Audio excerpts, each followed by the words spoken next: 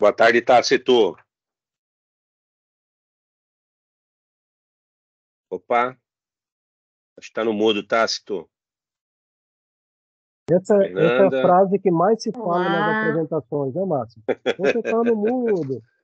Isso. Tudo Prazer bem? Tudo bem, revê-los, Fernanda, Fernanda? Márcio. Tudo bem? Tudo certinho. Legal, bacana. Acho que vamos começar, né? Já está no horário. Pessoal, boa tarde, então, oficialmente, né? Eu gostaria de fazer a abertura aqui do nosso bate-papo de hoje, né? Então, meu nome é Márcio Freitas, eu sou um dos diretores aí da Freitas Inteligência. E a ideia aqui, né, é fazer um bate-papo com todos vocês sobre um tema de extrema relevância, né? Acho que vale a pena a gente citar que hoje já é um spoiler, né? Já é uma prévia, certo? Do que nós vamos fazer na semana que vem no Meeting Comex, né? Que será no dia 11 e 12 de abril, um dos maiores eventos de comércio exterior aí do Brasil, certo? Estão esperados aí cerca de 1.000 pessoas, e nós teremos justamente uma palestra que fala de gestão de riscos além do OIA, né? E a gente decidiu hoje fazer uma prévia disso, então, que nós queremos trazer justamente uma forma de passar para vocês um pouquinho daquilo que a gente vai falar no meeting, né? A gente debater esse tema aí de forma rápida, certo? E com isso a gente fala também desse tema tão importante, né? É legal, assim, né? A gente que acompanha bastante alguns eventos em Brasília e São Paulo, da própria Receita Federal, que fala, né? Dos acordos de facilitação de comércio, do operador econômico autorizado. Muito está se falando sobre a questão da gestão de risco, né? Existe esse tema já comentado há muito tempo, e muito tem sido feito e muito será feito para que importadores e exportadores tenham um benefício, né, cada vez mais amplo. Todos aqueles operadores econômicos autorizados que tiverem acesso, né, vão ter aí vários benefícios. Mas como se preparar isso de uma forma plena, né? Não só fazer o OIA por fazer, e sim ter um gerenciamento de risco, ter um trabalho prévio, né, que realmente deixe a empresa numa linha de melhoria contínua cada vez maior. Legal? Queria dizer para vocês também que esse evento vai ser gravado, certo? Nós teremos aí um bate-papo total, né? A gente está com previsão de término aí às 17 horas, então lá por 16h45 a gente vai abrir para as perguntas, né? Então, quem tiver pergunta já pode ir colocando no chat, que já está habilitado, e a Thay, que é a responsável pelo nosso marketing, vai encaminhar para nós endereçarmos aqui os nossos dois grandes apresentadores. Minha missão aqui é abrir e encerrar, né? E aí, justamente, queria dar das grandes saudações a Fernanda, a Thaís. Tudo bem, Fernanda? Seja bem-vinda, né? Muito obrigada pelo convite. Beleza, é um prazer, né? A Fernanda é uma amiga já de longa data, né? Escritora, né? Amante do tema de gestão de risco. Verdade. E é isso que a gente quer. A gente convidou a Fernanda para debater com o Tácito justamente essa questão hoje. E o Tácito Leite, também nosso amigo, né, Tácito?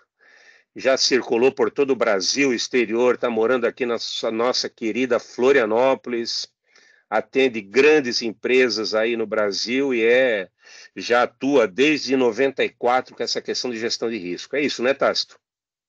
Isso aí. Falando assim faz me parecer velho, cara. Pois é, pois é. Tantos anos, 3 décadas de trabalho já faz um tempinho, foi um dia desse. Legal. Maravilha. Então, eu passo a bola para vocês, né? E tá com vocês a bola, Fernanda e Tácito, para conversarem um pouco aí sobre essa questão da gestão do risco, além do OEA. Nesse pré-meeting, né? Essa preparação para o nosso Meeting Comex aí da semana que vem aqui em Joinville, no Centro Eventos. Perdão, na Show, Expoville, né? Ok, um abraço. Expoville. Obrigada, Márcio. Então vamos lá, pessoal.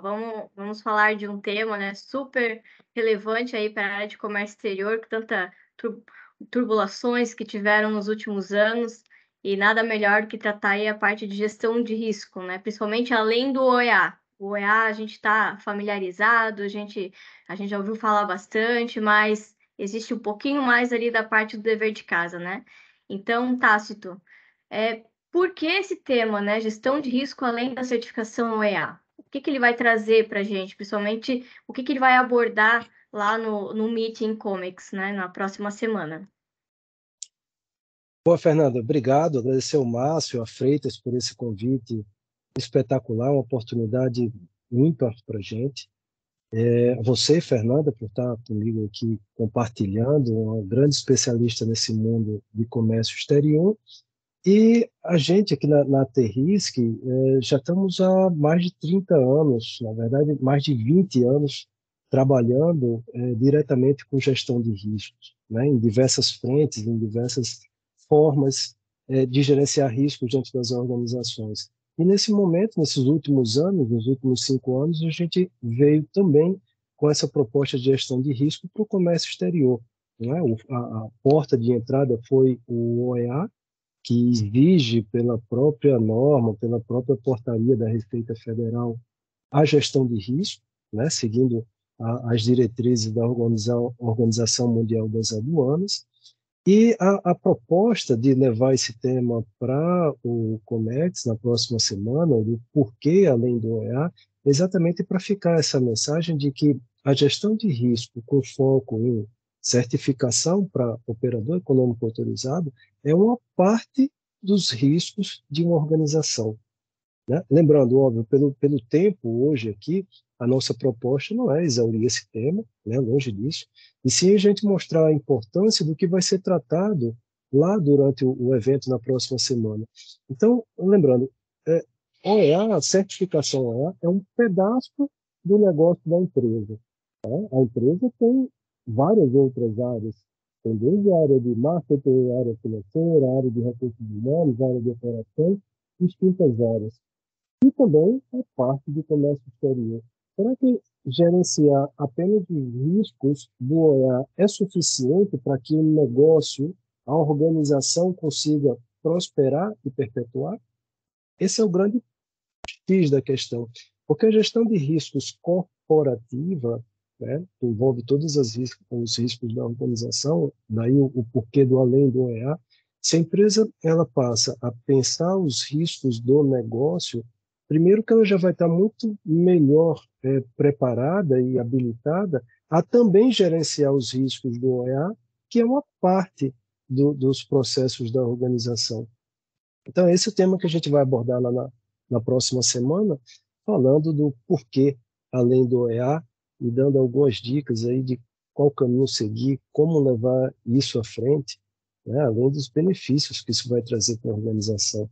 E, Fernanda, Não, com na tua certeza. visão, quais são as grandes áreas de risco que uma empresa de comércio internacional está exposta? Né? Eu fico imaginando aqui, como eu te comentei, esse não é o meu mundo, eu não venho do mundo de comércio exterior. Eu estou aprendendo com todos vocês, por isso essa ida na próxima semana, para mim, vai ser também uma aula, né? Tem Com sido uma certeza. aula. E que riscos que existem? Como é que as organizações atualmente se relacionam com problemas como guerra do outro lado do mundo, oscilações cambiais, fechamento de portos, a parte meteorológica? Isso tudo influencia no negócio de vocês? Com certeza, né, Tácito? A gente tem aí diversos fatores na área de comércio exterior, tanto os internos quanto externo, tratando de Brasil ou mundial, ou até mesmo dentro da própria indústria, né? Então, nos últimos 3 anos aí a gente tem vivido bastante impactos, né, na nossa operação. A gente teve a questão da pandemia, que modificou o mundo inteiro, né, em relação a procedimentos, processos, demanda, fabricação. Nós tivemos também canal de Suez interrompido, né? Muita gente viu a importância agora do canal, né? Com 400 navios lá parados, e produção, e falta de container, falta de navio, tudo isso. Um aumento de frete aí de 500%. Quem imaginaria, né? Uau! Que nós teríamos um aumento de 500% no valor do frete internacional. Quem que estava considerando o impacto desse, um custo desse na indústria? E diversos outros fatores, né? Agora a guerra da Ucrânia também, até mesmo o Brasil foi penalizado, né? Com a falta de fertilizante. Então isso traz visões para a gente começar a olhar para dentro de casa. Então até o próprio país começou a identificar a necessidade de produzir o fertilizante, né?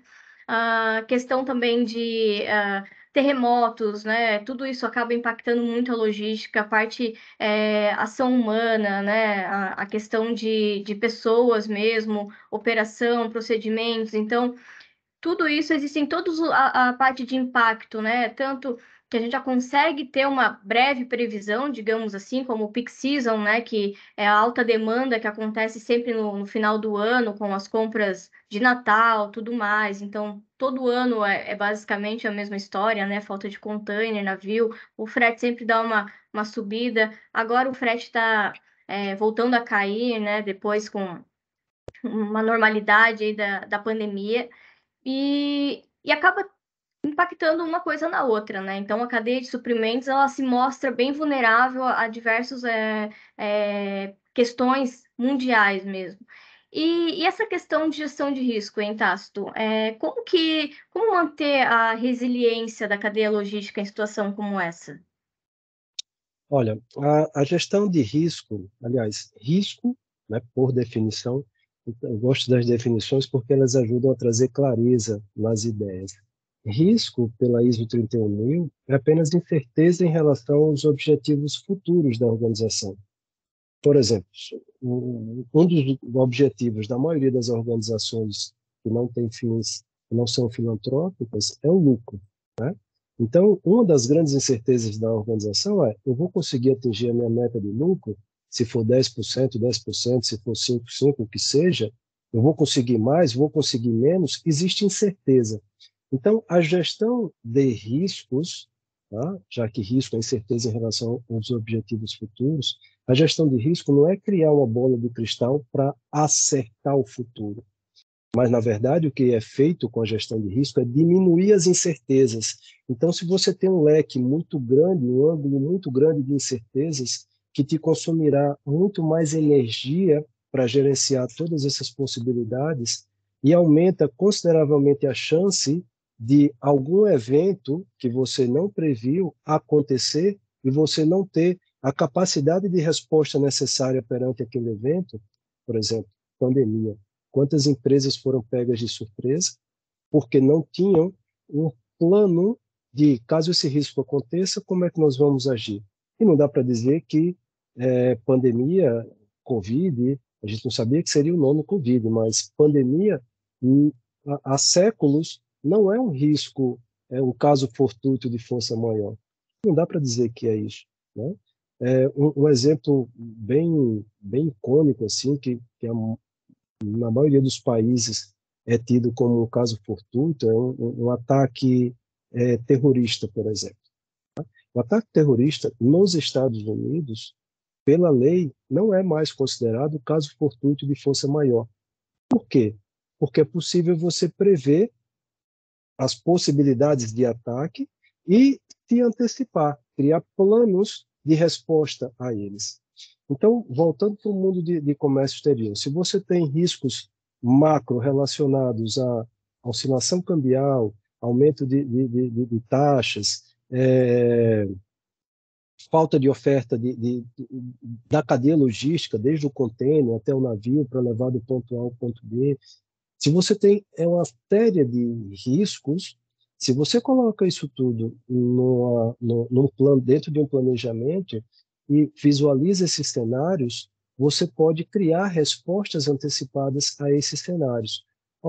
Você vai criar infinitos cenários para criar respostas a eles? Não é necessário. Mas quais são os prioritários que causariam mais dano à operação da sua empresa? A esse sim, criar planos de resposta, treinar as pessoas terem consciência sobre a resposta a cada um desses riscos, e em caso de materialização, não vai ser um caso fortuito de força maior, vai ser algo não desejado, mas possível de acontecer e que se materializou. Então, você inicia aí uma resposta. A tão sonhada resiliência, que muito se fala nesses 2, 3 últimos anos, resiliência operacional, resiliência da empresa, a resiliência, ela vem através da consciência, e a consciência das possibilidades de futuro, elas surgem com o exercício do gerenciamento de riscos. Então, é essa linha de raciocínio que a gente tenta criar para que as empresas se conscientizem disso e passem a criar essas possibilidades, entender as possibilidades de futuro, e as possibilidades nem todas são boas, embora risco, aproveitar e fazer um parênteses aqui, risco no Ocidente, ele é tido como algo negativo, né?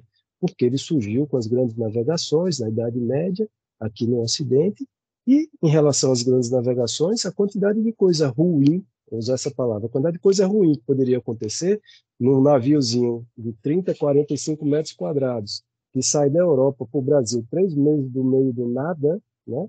A quantidade de incertezas era tão absurda que o risco ficou associado no Ocidente como coisa ruim. Mas, na verdade, o risco é só incerteza em relação ao futuro. Inclusive, pode ser bom.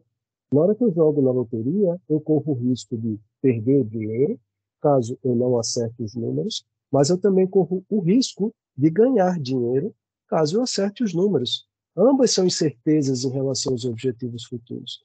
Então, a empresa, na hora que ela faz esse exercício, e também inclui as possibilidades benéficas para a organização, ela vai conseguir se apropriar desse benefício e explorá-lo com muito mais eficiência na hora que ele apareça. Por quê? Porque ela se preparou. Então, a resiliência vem daí, vem do exercício de antecipação. E a antecipação, ela acontece através do exercício de gerenciamento dos riscos da organização. Não sei se eu consegui clarear ou se eu joguei mais poeira nesse limbo.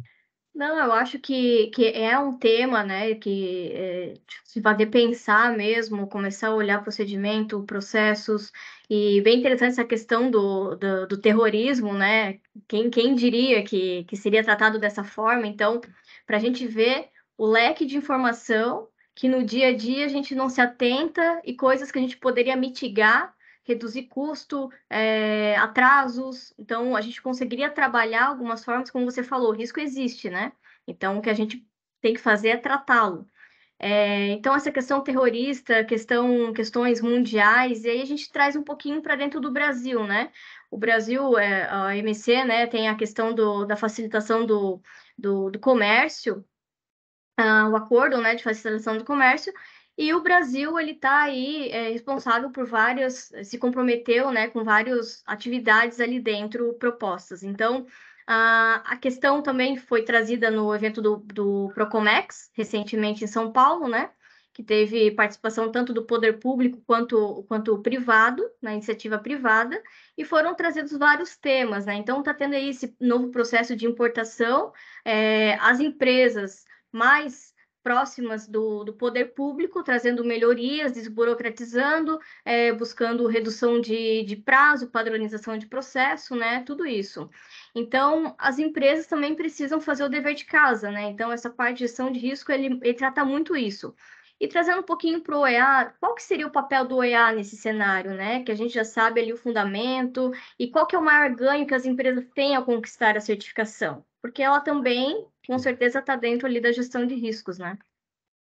Olha, um tema que, inclusive, um amigo nosso fala muito é separar o que é conformidade do que é gestão de risco, que é o Marcos Rama, né, da Rama Empresarial.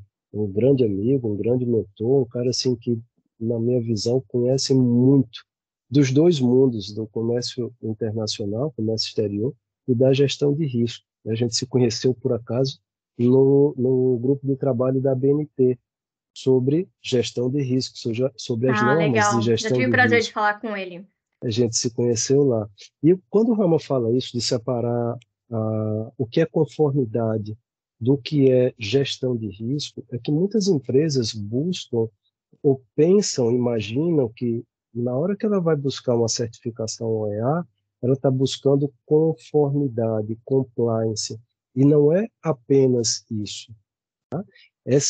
Pode ser uma primeira etapa, e uma etapa, eu diria que mais, não vou dizer mais fácil, mas é mais simples, é mais fácil de operacionalizar, vamos assim dizer. Por quê? Você entende qual é o KPI, qual é o indicador, o que é que tem que ser feito, e você vai lá e vê. Está fazendo? Vai e vota. Não está fazendo? Xizinho. É, é, é até lúdico falar isso, mas é simples. O processo em si de fazer, né? Criar o KPI e verificar se está sendo feito ou se não está sendo feito. A gestão de risco, ela exige um pouco mais de maturidade da organização, porque a gestão de risco, inclusive, ela é 365 dias do ano, porque o risco ele não acontece só hoje, no dia que eu estou fazendo um mapeamento. Eu posso até fazer o assessment, a parte de levantamento, essa semana, esse mês, mas o gerenciamento dos riscos ele acontece no ano inteiro. Então, não é simplesmente conformidade, verificar se cumpre ou se não cumpre. Vamos voltar um pouquinho antes. Quando a Receita Federal, na verdade, a Organização Mundial das Aduanas, propõe um padrão, não só para OEA conformidade, mas para OEA segurança, quando ela propõe isso, e que as empresas cumpram esse padrão mínimo, o que ela está buscando com isso? Ela está buscando entender que empresas que cumprem com esse padrão, elas têm um risco associado mais baixo, associado a ela, né, as operações dela. E em tendo um risco associado mais baixo, ela pode passar mais rápido por essa fila, né, da importação, do processo de importação e exportação. Por quê? Porque ela é mais confiável. E por que ela é mais confiável? Porque se ela gerencia riscos, as incertezas em relação ao processo dela são menores. Se eu tenho menos incerteza, eu posso deixá-la passar mais rápido na fila. Tá? A lógica por trás da certificação OEA é a gestão de riscos, pela diminuição das incertezas em relação àqueles processos que são desenvolvidos. Só que, por exemplo, o OEA Segurança, quando se fala segurança, a segurança que a Receita Federal busca, dentro daquele padrão que ela vai certificar, é segurança relacionada à contaminação de drogas, armas químicas, físicas, biológicas, né? E que é a famosa contaminação da carga, e tráfico de pessoas. Os três principais objetivos são esses. Não é saber se a carga foi roubada, se no trajeto o pallet do cliente foi roubado e ninguém sabe onde está. A Receita Federal não está preocupada com isso. Ela está preocupada com contaminação de carga. Só que para evitar a contaminação de carga, coincidentemente, os processos de segurança física patrimonial são necessários para evitar que se exista o contato com a carga. Porque se não existir o contato com a carga, vai ser bem mais difícil da carga ser contaminada, né? Por isso a confusão. Então, quando a empresa faz uma gestão de riscos dos negócios, além dos riscos que estão associados à certificação OEA, os outros riscos da própria organização, aumenta muito mais a chance de que ela consiga atingir os seus objetivos enquanto organização naquele espaço de tempo e diminui consideravelmente as possibilidades de perda, ou pela quebra do processo, ou pela velocidade com que a empresa vai ter para voltar às atividades normais depois de uma ocorrência não desejada. Teve um incêndio, mas ela tem um planejamento e ela consegue debelar no curto espaço de tempo e já tem um plano de recuperação daquele bem, daquele patrimônio, daquele processo que foi danificado com aquele incêndio. Eu falo incêndio porque incêndio na sociedade humana, incêndio é o principal risco, né, é o risco mais notório na cabeça do ser humano, né? Porque risco ele consome cidades, consome florestas e tudo que tem dentro de uma cidade, né? Na Idade Média, as cidades eram feitas de madeira, as construções de madeira, e existiram incêndios que debelaram completamente a cidade inteira. Por isso que é um risco tão enigmático na humanidade. Mas um risco como pandemia, que no passado acontecia a cada 3, 4, 5 gerações, por isso que dava tempo de esquecer. A pandemia ela foi tão devastadora, na verdade, ela foi mais devastadora do que incêndios. Incêndio, não existiu nenhum incêndio que consumiu 2/3 da população da Europa. E existiram pandemias que consumiram a maior parte, né, uma grande parte da população europeia, né, que era popular, era o mundo conhecido da época. Então, a pandemia sempre foi algo muito crítico. Mas, fazendo até uma alusão aos famosos cisne negro, né? Cisne negro são eventos de baixíssima probabilidade e altíssimo impacto, né? A pandemia, ela, por um lado, poderia ser considerada um cisne negro porque ela tem baixa probabilidade e alto impacto. Só que o cisne negro é um evento não conhecido, é inesperado. E no caso da pandemia, a pandemia já era esperada. Não era sabida quando iria acontecer, mas a pandemia é inesperada. E daqui para frente a gente espera, não deseja, mas é esperado que eventos pandêmicos ocorram com a frequência cada vez maior. Há um século atrás, para atravessar o mundo, sair da China para o Brasil, por exemplo, você demorava 2, 3 meses de embarcação. Se alguém tivesse com pandemia, já ficava ali no meio do mar mesmo, né? E agora você consegue sair contaminado da China, chegar no Brasil e ainda está iniciando os primeiros sintomas daquela doença que você está contaminado. Isso é o mundo atual. E como você falou, né, Tácito, o risco, ele existe, não tem risco zero, né? A questão é tratar, identificar, né, e monitorar. Então, essa questão da gestão além do OEA, né, ela traz ali a questão de você olhar mesmo procedimento interno, a aplicação de indicadores, né, de performance, o acompanhamento, e ver toda a gestão ali de risco que tá inserido na tua operação, no teu dia a dia, e o que você pode fazer para mitigar, né, ou para eliminar. Então, em relação à área de Comex ali, a gente tem um dinamismo muito grande na parte de todas as etapas, né? São vários fatores, são várias. A cadeia de suprimento ela é bem extensa, com vários prestadores de serviços, questões internas mesmo da operação. E aí a área acaba sendo conhecida como sempre urgente, né? Tudo é urgente no Comex, tudo para ontem, questão de câmbio, fluxo de caixa, estoque, então tudo acaba impactando e sobra lá para o Comex, né? Então, essa questão da gestão de risco ali, como pode tornar a questão da operação mais estratégica, né? Como pode dar visibilidade para a área da organização, a questão de gestão de riscos?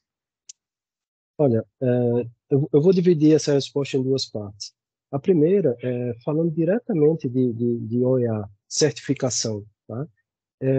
Uma empresa que tem uma certificação, saiu no começo desse ano, ou não foi no começo desse ano, o tempo está tão rápido, foi no começo do ano, foi no final do ano passado, uma pesquisa da Receita Federal e as empresas com certificação, certificadas OEA, o processo de desembaraço delas era em torno de 25% em relação ao tempo. O tempo de 21 dias para quem não era certificado e de 4, 7 dias para quem era certificado. Era assim, uma disparidade muito grande. Tá?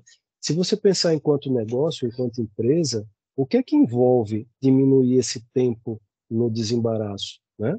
Quantos dias a menos de locação de container, quantos dias a menos de ativo imobilizado, porque um bem que você comprou, que você não pode utilizar, que ele está lá parado, você está pagando por ele. Né? Então, você tem um ativo, você tem um circulante, precisa ter um circulante na empresa muito maior, o seu capital que está circulando, né, que você não pode pegar aquele produto e vender, ou usar aquela matéria-prima para fabricar. Se você encurta isso, você tem diminuição de custos relacionado desde container até os espaços para armazenamento, você tem uma diminuição do teu circulante e, eventualmente, você consegue ter diminuição de espaço para armazenamento desses produtos, um espaço menor, porque você tem uma velocidade maior de giro. Então, você não precisa estocar tanto, porque o produto ele vem mais rápido. Se você fizer uma conta básica, quanto custa um dia de locação de um container? $600, aí, colocar uma média. Quantos containers a empresa aluga por mês? Né? Quantos dia, mês, container a empresa tem? E se diminuir isso para um terço? Qual é a redução de custo que a empresa vai ter? É uma conta muito simples, estou falando só de container, não estou falando nem do restante mais, que seria um pouco mais complicado fazer essa conta. Mas você tem um benefício direto da certificação. Tá? E falando de como elevar a gestão de risco do operacional para o estratégico, todas as atividades, bom, primeiro, toda atividade humana pressupõe risco. Por isso que, em teoria, todas as áreas da empresa gerenciam riscos, todos os dias, a todo momento. A diferença é que essa gestão de risco não é estruturada e nem integrada. Ela é descentralizada. Cada área, com a experiência daqueles profissionais, gerenciam os riscos do dia a dia naquelas atividades. Só que, por não estar integrada e não existir um processo de integração, de padronização do gerenciamento de riscos da empresa, a organização não se apropria, não se aproveita desse conhecimento que está sendo desenvolvido na própria organização. Então, quando você sai da operação e passa a ter um planejamento de gestão de riscos integrado e integral, isso é o quê? Pensar todas as áreas da organização de uma forma integrada. Aí você pode criar os seus KPIs, as suas métricas de risco, os padrões, as ferramentas que vão ser utilizadas para gerenciar riscos, a equipe de apoio à gestão de risco, porque eu não sou de acordo a existir isso é responsabilidade da área de gestão de riscos. Não deveria existir área de gestão de riscos, e sim área de apoio à gestão de riscos, porque o risco está na operação. Não está numa área estratégica com pessoas sentadas na cadeira, ela está no dia a dia. Então, essa área ela deveria apoiar a operação do dia a dia. Então, quando a empresa faz esse movimento, ela passa igual ao nosso corpo, o nosso organismo, ela passa a pensar riscos de uma forma integrada, como a nossa cabeça faz, e ela executa os controles de forma descentralizada, de acordo com a necessidade de especialização da área. Quem conhece dos riscos de Comex é a área de Comex. Quem conhece dos riscos de recursos humanos é a área de RH. Quem conhece dos riscos jurídicos é a área jurídica. Mas quem pensa todos os riscos integrados, quais são os riscos que uma operação de logística pode trazer para a área de recursos humanos e que pode impactar a área jurídica? Como é que os riscos estão interligados dentro dessa organização? Isso só de uma forma integrada é possível pensar e planejar e executar os controles de forma descentralizada.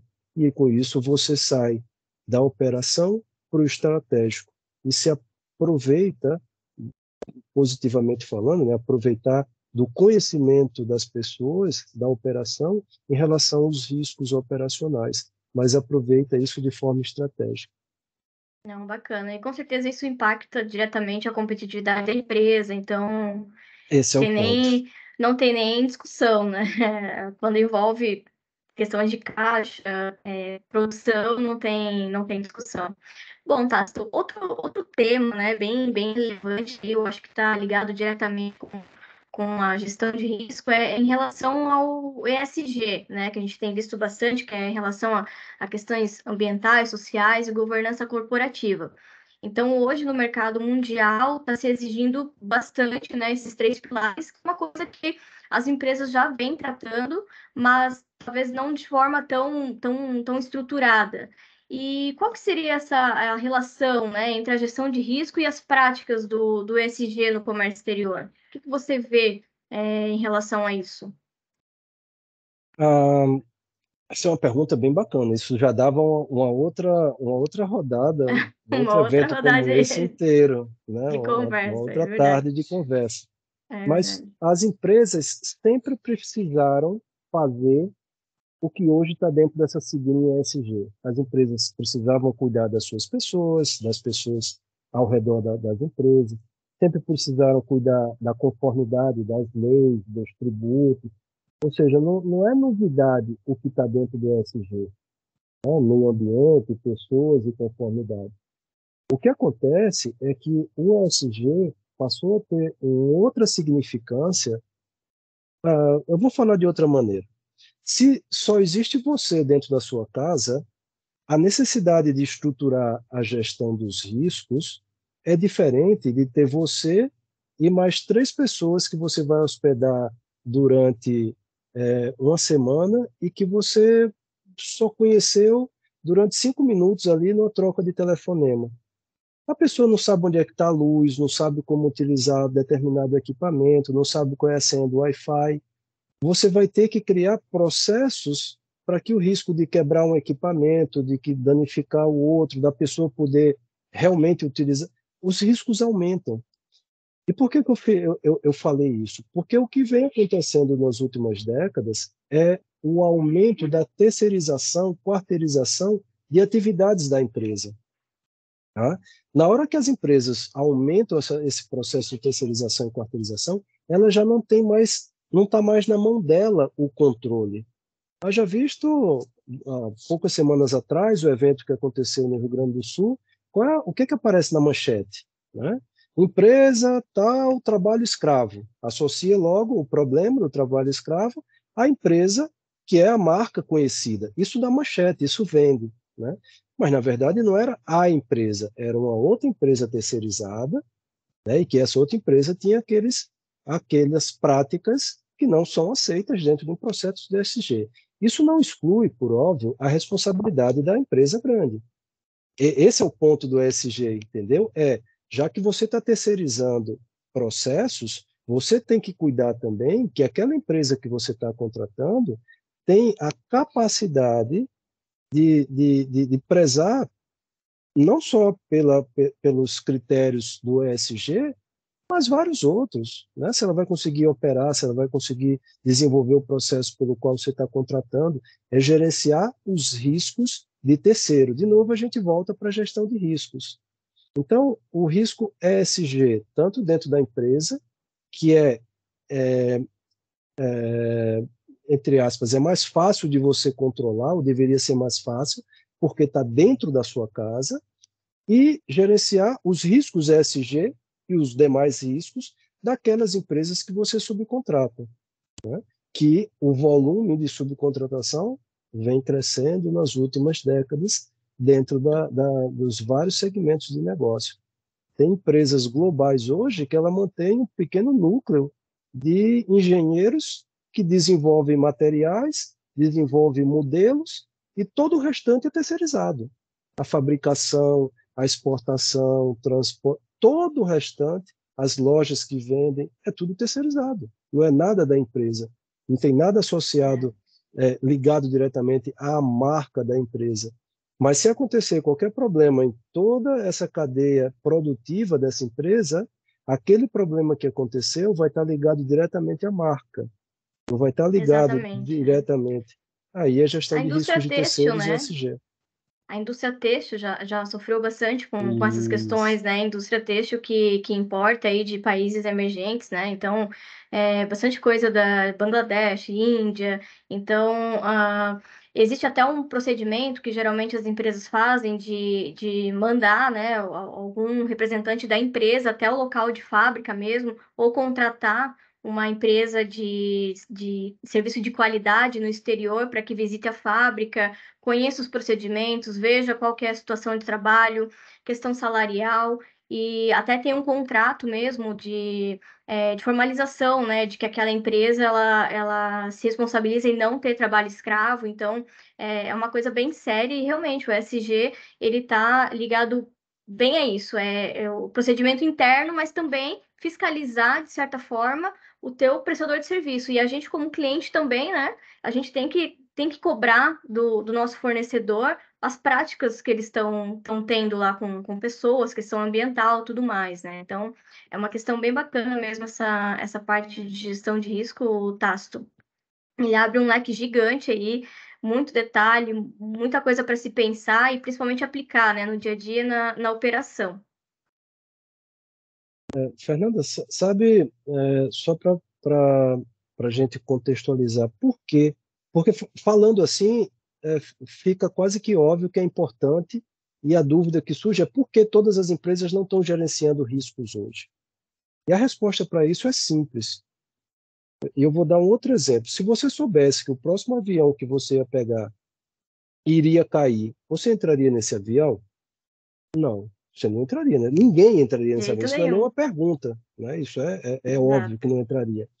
Só que quantos aviões caem por ano? Pouquíssimos, em comparação à Poucos. quantidade de voos que existe. Então, Exato. isso faz com que a probabilidade seja tão baixa que a gente assume, está dentro do nosso apetite ao risco. Então, a resposta para a pergunta por que todas as empresas não fazem gestão de risco hoje? Não faz porque nem todas as empresas têm a quantidade, os riscos não se materializam em todas as empresas ao mesmo tempo. Por isso que nem todas quebram ao final do ano. Só que se acontecer com a sua empresa e a sua empresa quebrar, esse é um problema seu, não é um problema do vizinho. Então, depende do seu apetite ao risco. Se o empresário tem um altíssimo apetite a risco, ele segue gerenciando os riscos dele assim, ó. Porque quando você não quer saber sobre os riscos não deixam de existir. Simplesmente os riscos estão lá e você assume de forma tácita, sem trocadilhos no nome, mas você assume esses riscos. Muito Agora, boa. se o seu apetite a risco é mais baixo, aí você vai fazer um gerenciamento de riscos, entender quais são e criar planos de mitigação para os riscos que estejam acima do apetite a risco. E ainda assim, pensando na resiliência, criar planos de recuperação de desastre, são vários planos que existem caso um risco aconteça, criar esses planos para que, caso tudo que você planejou dê errado, o que você pode fazer para que a operação volte o mais rápido possível a operar da forma tradicional, né? Da forma como deveria acontecer. Isso é gestão de risco. Bacana, tá? E Legal. até o exemplo do avião ali é a mesma coisa o container, né? As pessoas não É, contratam seguro porque o risco de avaria, cair o container do navio é baixo. Então, acaba economizando ali uma economia burra, digamos assim, né? Mas é isso aí, então. Legal. Pessoal, poxa, olha, o tá Márcio uma de volta. delícia, né? Tô de volta aqui para dar uma segurada, né? A conversa tá excelente, sensacional, né? Vários aprendizados. E tem uma notícia boa, né, Tácito? A Fernanda deve ir também na semana que vem lá na nossa palestra lá no meeting, Maravilha. né? Então é um Garantido já. Estarei maravilha. lá. Então é um convite que eu faço a todos, né, que estão aqui presentes para também estarem presentes lá na nossa palestra lá na Expovilha, aqui em Joinville, né? Dentro do Meeting Comex, certo? E aí, assim, nós temos já algumas perguntas, né, que nós queremos fazer, e o Tácito citou, inclusive, aqui o Marcos Rama, coincidentemente foi ele que fez a primeira pergunta, até vou escalá-lo para responder a segunda depois, hein, Marcos? Fica antenado. Fernanda, né, o Marcos está te perguntando o seguinte, queria saber da Fernanda quais são os riscos fitossanitários emergentes que ela vê nas suas operações? Quais são os riscos emergentes, né, fitossanitários que você vê nas suas operações? Bom, eu lido com importação de alimentos, né? Então, os riscos são bem abrangentes e bem complicados tratar, de certa forma, porque a gente depende muito do exportador. Mas, por exemplo, né, um risco é em relação até mesmo a tratativa entre os países que a gente acaba sofrendo. A gente teve caso aí de merluza, onde na Argentina eles aceitavam um nível mínimo de parasitas e no Brasil era um outro nível. Então, as importações da Argentina de merluza não estavam passando justamente por essa questão da análise laboratorial não bater de acordo com o estimado entre os países, né? Então, teve que fazer uma mudança aí nos procedimentos para poder novamente conseguir importar a merluza da Argentina. Questão logística também. Isso impacta muito a questão de carga rodoviária, a questão de refrigeração, entra quando chega na aduana, principalmente carga rodoviária, né, na fronteira. Visto também a temperatura, então esse monitoramento ele é essencial. A gente também tem muita carga de farinha, então no armazém, né, tem a questão de limpeza, expurgo, porque ele pode ter a contaminação de basicamente o armazém todo, então existe toda essa tratativa. E entre os países, né, ali a questão de exame laboratorial mesmo, o próprio mapa, né, o Ministério da Agricultura, ele disponibiliza uma documentação chamada RAI, que é o Regime de Alerta de Importação, e você, antes de importar, você consegue ver se o produtor ele está lá nessa lista, constando, né, que ele já teve problema alguma importação passada. Então, fica a seu critério importar ou não. E aí você sabe que importando ele vai automaticamente para um exame laboratorial. Então, existem alguns riscos e algumas formas de tratá-los já, né? Ou até mesmo evitar, né? Comprar de outro fornecedor, tudo mais. Não sei se era bem isso, Acho que é Rama, isso. que é a sua É pergunta. isso. Espero ter respondido. Não, é isso, né? Fernanda, obrigado, né? E obrigado a todos também por estarem até esse presente momento aqui ligados conosco, né? Tem mais uma pergunta aqui que talvez seja uma pergunta de muitos, né, que estão aqui ligados conosco, né? Quais são as etapas? Eu queria redirecionar para o Rama, né? Já que o Rama está aqui, é o especialista no tema. Marcos, quais as etapas para um importador conseguir a certificação OEA? Essa pergunta é do Matheus, lá da Jartec, também de Jaraguá, hein, Fernanda? Jaraguá presente e forte aí no nosso evento. Vamos o lá, pessoal de Marcos. Jaraguá tá... Não, vou ser bem sucinto aqui com o Matheus. Ô, Matheus, tudo bem? Matheus, o processo de certificação, ele tem um fluxo normal pela Receita Federal, tá? E ele aqui, pegando minha cola aqui, ele passa pelo requisito de admissibilidade, informações gerais, critérios de elegibilidade, aí critérios específicos, se é conformidade ou segurança, e faz a validação virtual. Mas o que eu acho que seria mais importante é você entender que existe um processo que, de acordo com cada consultoria, que vai até o envio do requerimento. Então, nesse processo, que a gente chama processo de certificação, ou jornada para certificação, o importante hoje é a gente trabalhar com um tripé, que é a gestão de risco, os procedimentos e processos, vamos dizer, estruturados, que são os procedimentos escritos, e o treinamento da equipe, que é a capacitação.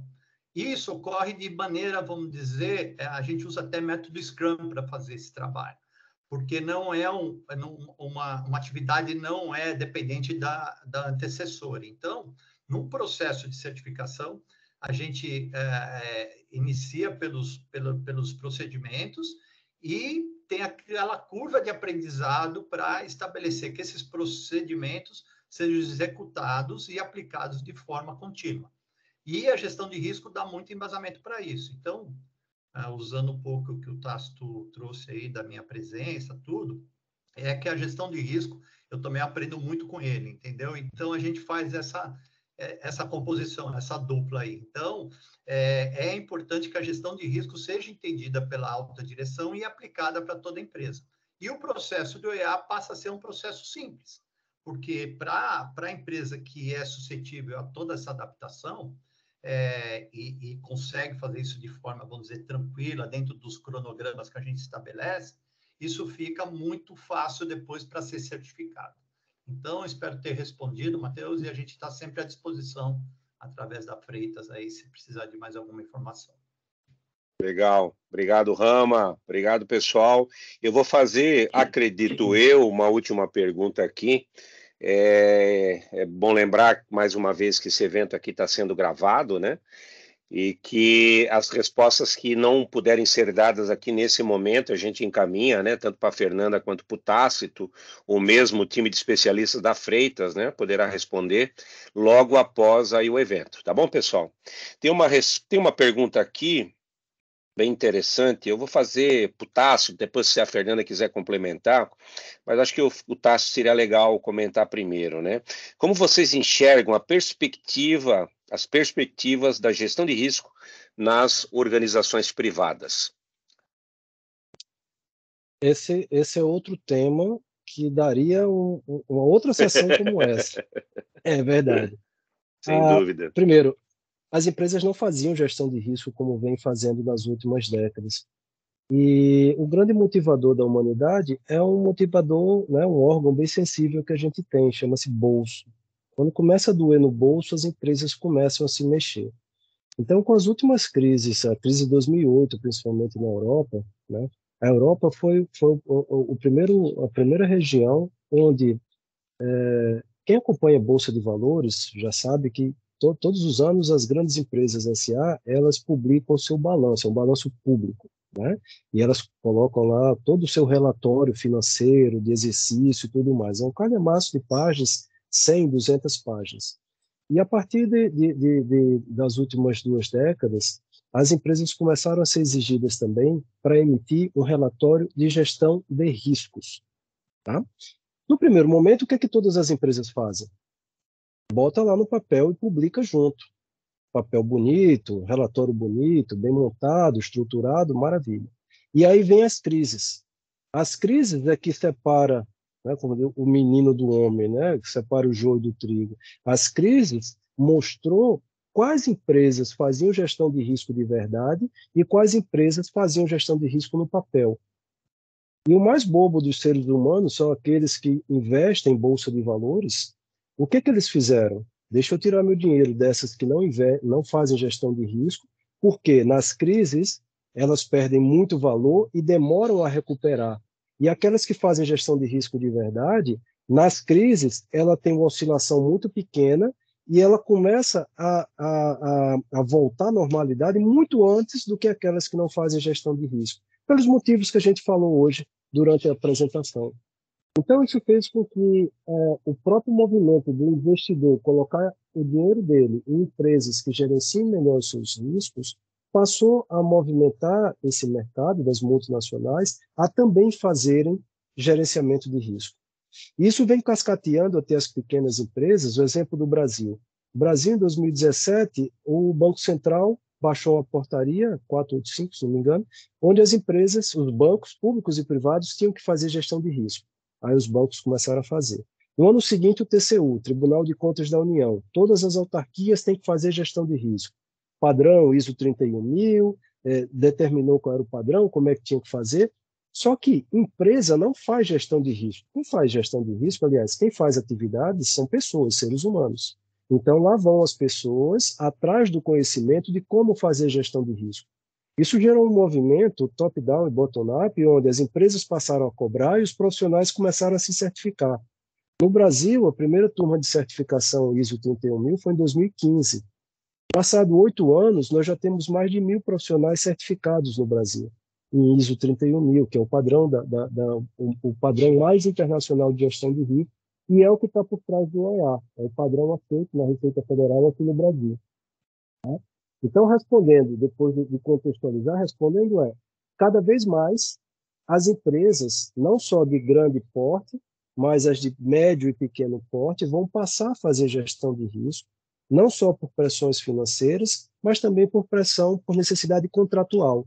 Porque para as grandes terem seus riscos melhor gerenciados, elas vão contratualmente obrigar as pequenas a também fazerem a gestão de risco, pela gestão de riscos de terceiros, o ESG, que a gente também já comentou aqui hoje. Então, esse movimento que eu esperava acontecer com essa velocidade entre 2025 e 2026 foi catalisado com a pandemia. A pandemia fez com que esse movimento tivesse uma aceleração muito grande, e nesses dois anos de pandemia, o movimento de gestão de riscos aumentou assim consideravelmente. Maravilha. Maravilha. Fernanda, quer colocar mais alguma coisa?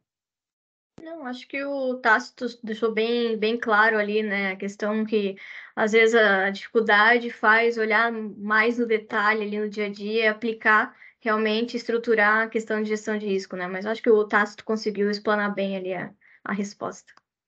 Perfeito, perfeito. Não, maravilha.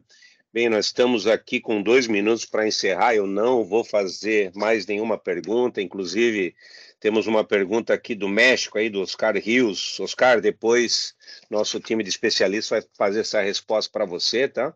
E as demais perguntas aí para todos que acabaram deixando aqui no chat, né?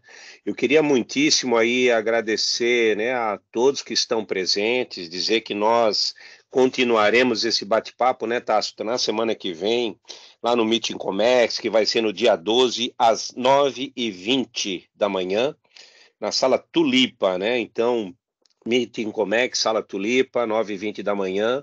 Fernanda vai estar lá conosco, teremos mais outras pessoas, um evento de Comex muito grande, aqui o maior aqui da região, talvez um dos maiores do Brasil. E também é importante comentar, né, agradecer a presença de todos vocês que nos ouviram. Esse material vai ficar disponibilizado, né, está sendo gravado, a Thay com certeza vai orientá-los depois para acessar esse material. E gostaria principalmente de agradecer, né, não só o Marcos, né, que acabou entrando aqui para responder a pergunta, né, sobre OEA, mas principalmente Fernanda, gratidão Tácito aí, né, 2 especialistas na área que trouxeram um tema aí maravilhoso e que daqui para frente será muito sensível dentro das organizações, né? Eu também tive no evento Procomex aí na semana retrasada, né?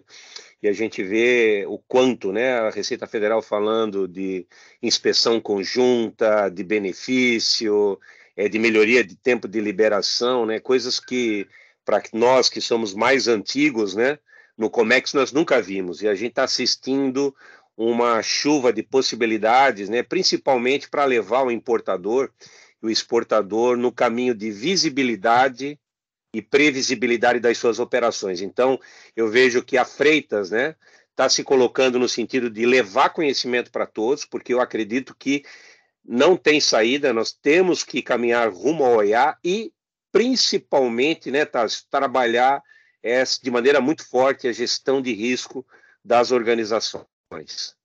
Uma última palavrinha de cada um?